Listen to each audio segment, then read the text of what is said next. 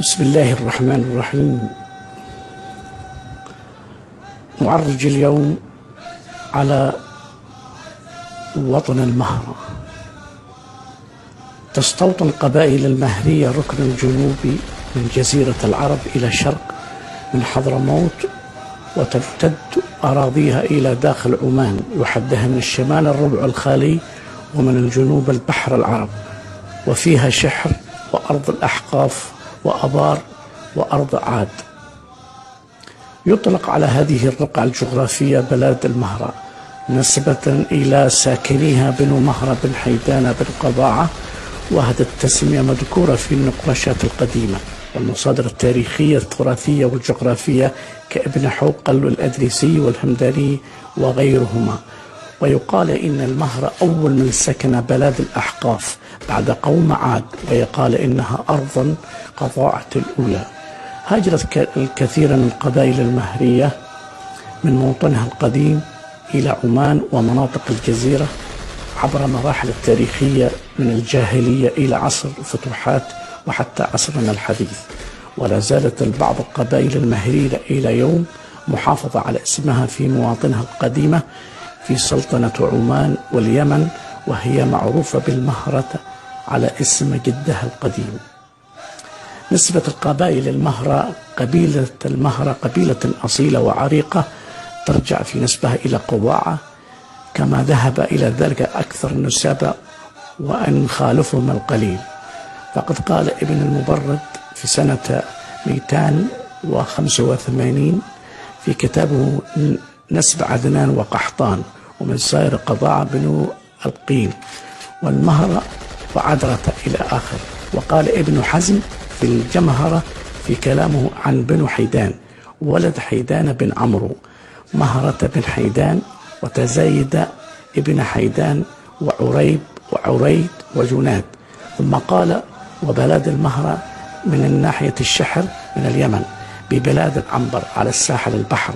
وقال الحافظ أبو بكر الحازمي سنة 584 في عجالة المبتدأ في النسب المهري منسوب إلى مهرة ابن حيدان بن الحاف بن قضاعة، بطن من قضاعة وأكثرهما في الشام ومصر والمغرب. وقال الأشرف سنة 694 في طرفة ومن البطون قضاعة بن عمرو ومنهم بهراء ومن ولد بهراء بلي ومهرة، إلى أن قال ومنهم مهرة ابن بهرة في الشحر وما ولاها ودعوتهم بال حيدان أو جيدان صواب الحيدان.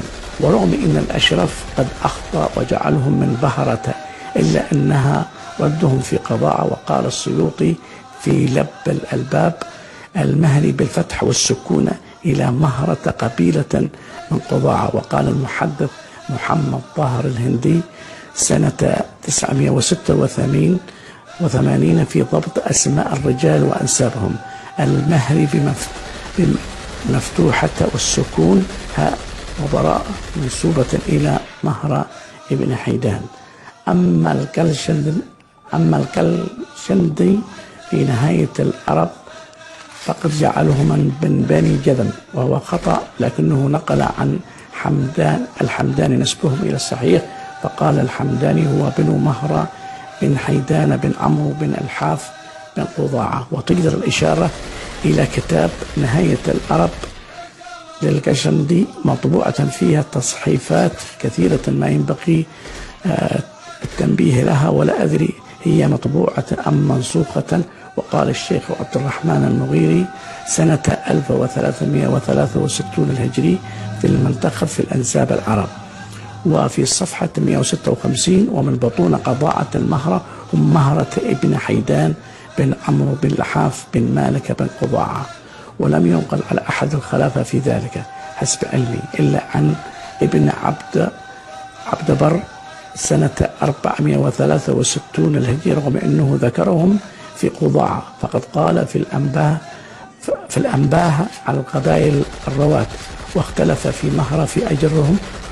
وروى قائلا هذا إن علي بن أبي طالب رضي الله عنه سأل رجلا ممن أنت فقال من مهرة، فقال رضي الله عنه وذكر أخاه عاد إذ أنذر قومه بالأحقاف، ورواه عن قبره صلى الله عليه وسلم في المهرة، وقيل إن مهرة في قحطان، وقيل بل مهرة هو حيدان بن معاذ بن عدنان أخوه إياد وقضاعة وقنص ونزار. هذا قول من زعم إن لمعاذ عددا. وقال ابن كلبي المهرة هو مهرة ابن حيدان بن عمرو بن الحاف من قضاعة.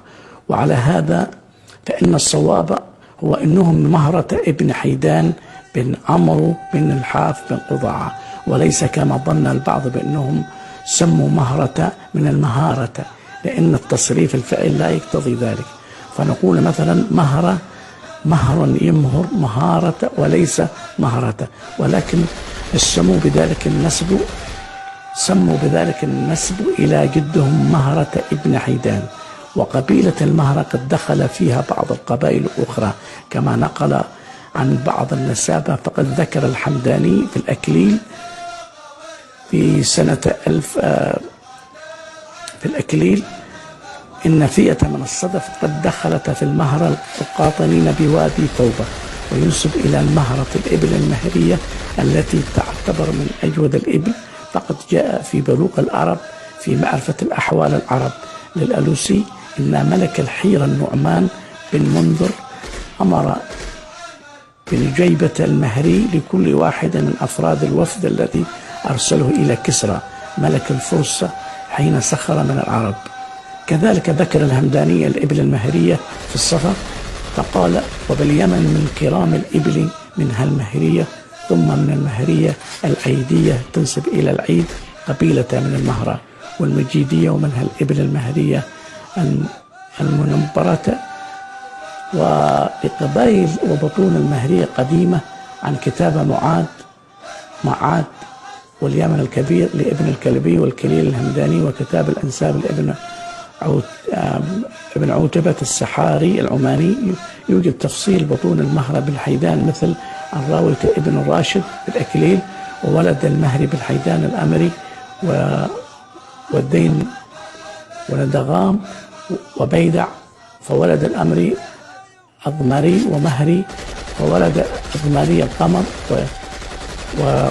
وبيرح وقرى وبني ريام، وولد المهري المداد والمصلى والمسكة، وولد المزافر المصلى وغيرهما، وولد الدين الوجد والغيظ وبنو نعاب وبنو الدهان وهم بعمان، وولد نداغم العيد والحسيرة والعفار، وولد حسيرة الشوجم ويحنن، وولد يحنن ثعين وثغرة والكرشان، ومن ولد الثعين التبلة وهم سادة المهرة.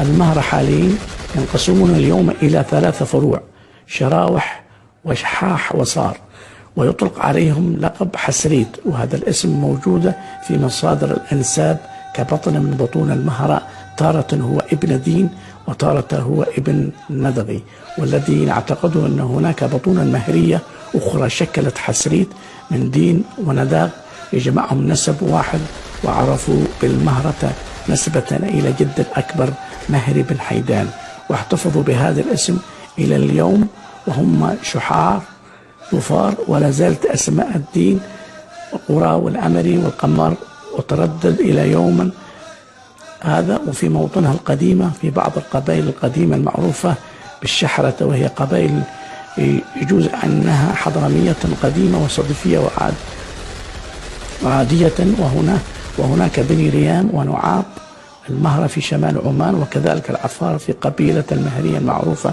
بأسمائها إلى اليوم.